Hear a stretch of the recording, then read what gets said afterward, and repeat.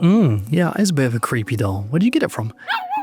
Right, it kind of reminds me of that game, Lies of P.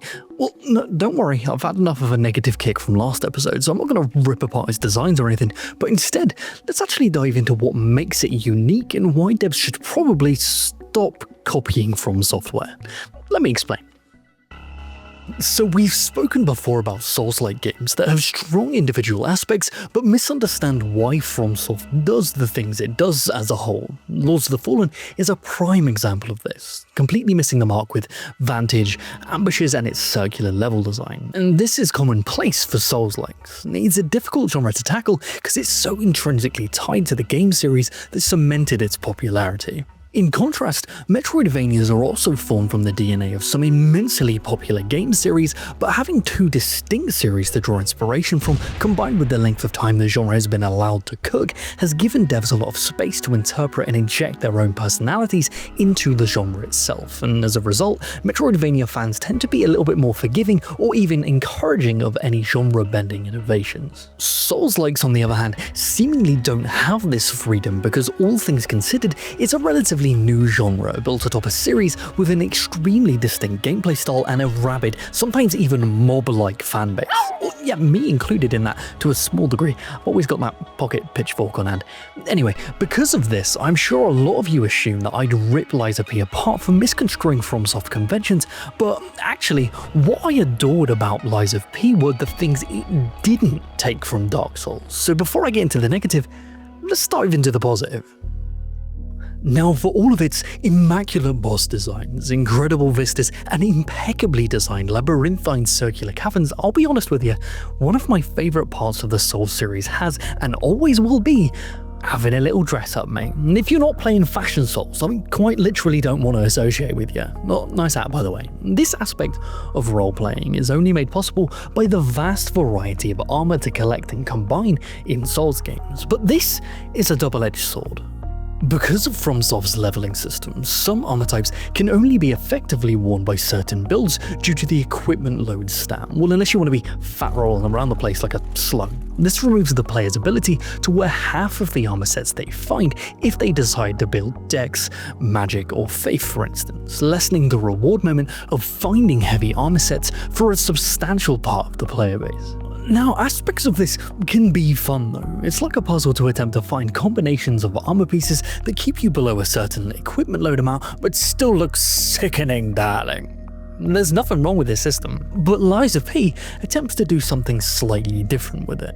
It ties all of its stats and equipment loads to specific robotic parts that can then be swapped out on your puppet's person, freeing up its cosmetic slots to be exactly that, cosmetic. This revitalizes the reward moment of defeating a humanoid boss and then receiving its armor set for a much larger amount of its players, while also maintaining the puzzle pieces of managing equipment load and defensive stats to give more meaning to its leveling system. I don't think this is objectively better than what FromSoft does, but it certainly is an interesting take. And this extends into how they've done weapon design too. Wait, where's that fucking Zweihander? Oh yeah, here we go.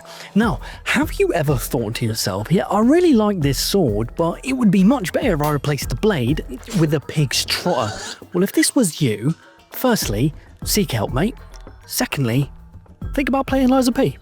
Because just like with armor, finding new toys to play with is extremely exciting in Souls games, each weapon coming with its own unique playstyle, but the same reward moment pitfalls exist depending on your build. Now, I want to preface this that I don't think FromSoftware's weapon system should be changed at all. Adjusting your build and having something to aim for is what motivates certain builds to even exist, and it's gratifying to meet the requirements to wield certain legendary weapons. I think this is a good thing, and Lies of P just builds atop this idea to make something incredibly unique. When you acquire a new weapon, you receive it in two parts, a blade and then a handle. The handle denotes the moveset and attribute scaling, and the blade or head of the weapon will determine the damage type and output. You can also purchase and find cranks, which allow you to modify how individual handles scale to better suit your preferred build. So because of this, when picking up new weapons, there are now two possibilities for reward moments regardless of your build, allowing players to choose their favourite movesets from weapons that might not be compatible with their current build and mix and match components to create some abominable things.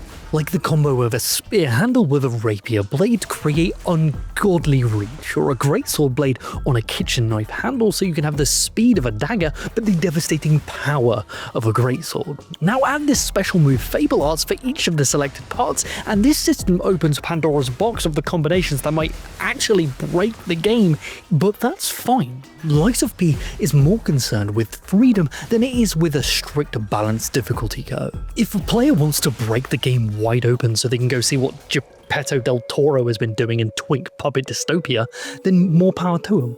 Because there is honestly a really compelling narrative underneath this porcelain shell. It deals with concepts of humanity, which should feel familiar to Souls players, but here it feels more like a question of what does it mean to love, want or lie to others, and the implications of something seemingly devoid of emotion exhibiting those features. Your choices in gameplay, and whether you take the time to exhibit glimpses of humanity, such as listening to records, affect the narrative as it progresses and turn you into more of a real boy, which then affects how NPCs view you throughout the game. I could honestly talk about this all day, but instead I'll just point you towards our video on Lies of P Makes Me Want More Games based on literature for more juicy details on how they've actually done this. The game is a lot more overt in how it delivers its core narrative and lets the players read into its themes in comparison to every FromSoft title coming with a free Vive video YouTube subscription, so you can at least understand the motivations of its main villain. Lies of P isn't afraid to give you hints at all, seen most clearly in its quest item signifiers. If you happen to retrieve an item an NPC wants, it will then be depicted on the teleportation options visually to denote where the NPC is located. And this is visual shorthand for your puppet's memory of these locations, so the player can unburden themselves with these quests' ambiguity. Because, let's be real, FromSoft quest systems and even its entire narrative can be a bit needlessly obtuse. But you know what isn't needlessly obtuse? Using today's sponsor. This video is brought to you by GameMaker, and if you've ever wanted to get into game development, GameMaker does this really crazy thing where it's free, just start making and only pay when you want to release your game to the world commercially. It's fast, it's user-friendly, and there's easy to follow tutorials, plus a dedicated community to help answer even my questions. How make man jump? GameMaker is a 2D game engine that's helped bring some of yours and my favorite recent experiences to life, like UFO 50, Chicory, Anton Blast, and of course, Yahtzee's own Starstruck Vagabond. Ooh, we talking about GameMaker? I love that program, it's so easy to use. As well as Starstruck Vagabond, I also used it to make all 12 projects in my 12 games in 12 months Dev Diary challenge. And I couldn't believe how much sex I got out of that. None. I got none at all. Which I couldn't believe. So what are you waiting for? Head on over to the GameMaker link in the description and start cracking away today, because we want to play your game. Yeah, looking through this list, I'm seeing one of you made Armpit Fart Tycoon, and I've got several questions for you. Alright, I hope you enjoyed that little positivity break, Ludo, because it's time to discuss the trap that all Souls-like developers fall into, why it's so camouflaged, and why some devs might be intentionally dipping their little toesies into it. Because certain things seem to always be implemented into every single Souls-like, because that's just what From Software did. Now, I'm not just talking about how its UI is laid out, or its obtuse naming conventions like Dark Moon, Moonstone of the Covenant, or Workshop Union Standard Corrosion Resistance Converter. They're real, by the way.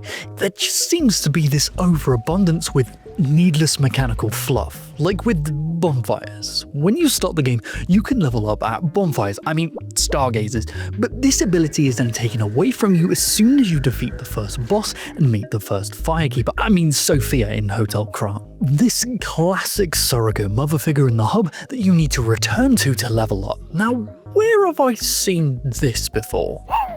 Bloodborne, yeah, that's what I was getting at. Anyway, this system comes with the same pitfalls that game was criticized for too. To level up and return to where you were, you have to go through 3 interaction costs and a loading screen, and then find her because that twat keeps moving around the place just to have a chance of leveling up. Then 3 more interaction costs and another loading screen to get back to where you left off, every single time you want to level up. This is immensely frustrating, and even Lies of P seems to have the anxiety about its inclusion because randomly, just at the flip of a switch, they allow you to level up at Stargazers again 2/3 of the way through the game. Because? What, because of lore? Yeah, well, they wrote the story, Ludo. Carla Collodi didn't write, well, you must only level up at the Blue Fairy, but only sometimes, mate, in The Adventures of Pinocchio, did he, you twat? It's something that they decided to do because it's Fromsoft coded and just adds needless confusion. A lot of this is a form of genre cargo cult thinking, and I've spoken about cargo cult thinking before in my episode on there being a disease infecting the games industry, where developers will copy what came before them just because they assume that is what's meant to be done, even if there are superior alternatives. Cargo cult thinking isn't always a bad thing. Attempting to do something new against the grain will allow you to discover new things, but this doesn't always work out. For example, a lot of games will put the sprint input on the left stick in on the controller and the jump input on A for multiple reasons. One, they're both easily accessible through a large range of gameplay modes, and two, it's a unified input language that players can immediately understand and access. Fromsoft bucked this trend in Dark Souls by having sprint on B and then tapping it again to jump, which is an interesting choice for sure, but then they iterated on this idea in Dark Souls 2 by keeping sprint on B, but then having the player press the left stick in to jump while sprinting. But in Elden Ring, they finally cracked it. They gave players a dedicated jump button on A, but they still kept the sprinting on holding down B rather than the conventional left stick in, and this has multiple issues. One is that having two inputs, dodging and sprinting on the same button, can lead to a lot of missed inputs that could lead to the player's death. But also, while holding down the B button to sprint, your thumb is being utilized, making moving the camera and sprinting at the same time practically impossible, unless you're adopting the claw grip like the optimization freak you are. Fromsoft have been experimenting endlessly trying to find what sprinting and jumping controls work best for their games. Have they landed on the perfect solution? No, but I welcome this experimentation. But even for all of the experimentation that Lies of P did with all of its other systems, it says, well, you know, the jumping system that's confusing to new players, has the same claw grip issues, but is familiar to diehard FromSoft fans. Yeah, let's do that. That is the dark side of cargo cult thinking. Let's just do what the other games did because it's popular and we want to try and emulate that. But I'll tell you what, mate, no one is picking up your game because they want to jump with the left stick in while they get wanker's cramp because of the claw grip. That all being said, I honestly adore Lies of P. I think it's one of the most interesting games narratively and mechanically to come out of this entire genre. I just wish NeoWiz and Round 8 Studios, and all developers for that matter, had the confidence to double down on their unique aspects and stop copying the successful competitors even when it's a detriment to their overall project. But what do you think? What do you think sets Lies of P apart from the rest of the Souls-like slop being pumped out in recent years? And what From Software designs do you think might need some more time in the oven? Sacrilegious as that is to say for some people. Let us know down below because we would love to discuss this with you. Oi, Ludes, I just checked and I saw that you're not in the Second Wind Patreon. And can I tell you, Missy, that you are missing out. We have Patreon Hangout movie nights, we have exclusive experimental videos, and a bunch of other goodies that you could be involved in, but I guess you're too busy with, I don't know, not having thumbs. Well, yeah, that is fair. You do work here too. Okay, yeah, I'll get you added to that after this. Alright, time to say goodbye, Ludo. Alright, bye guys.